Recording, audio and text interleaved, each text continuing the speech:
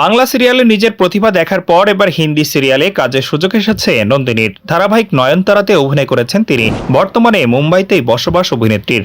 এসবের মাঝেও সম্প্রতি সামাজিক যোগাযোগ মাধ্যমে এক ভিডিও বার্তায় নন্দিনী জানালেন কতটা স্ট্রাগল করে এই জায়গাতে এসেছেন। নন্দিনী তার সোশ্যাল মিডিয়া পেজে পোস্ট করা ওই ভিডিওতে নিজেকে স্ট্রাগলিং অভিনেত্রী বলে আখ্যা দিয়েছেন, যিনি বেঁচে থাকার জন্য লড়াই করেছেন।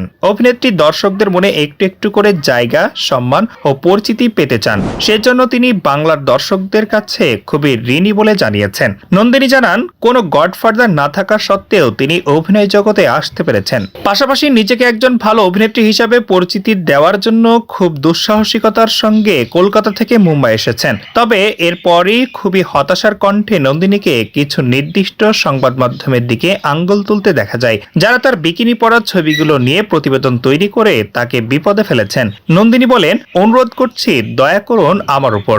যাদের প্ল্যাটফর্মে আমার বিকিনি পরার ছবি আছে তারা ডিলিট করে দিন প্লিজ। আমি অনেক কাজ হারিয়েছি সেই ছবিগুলোর জন্য। একটু মানবিকতা রাখুন মনের মধ্যে।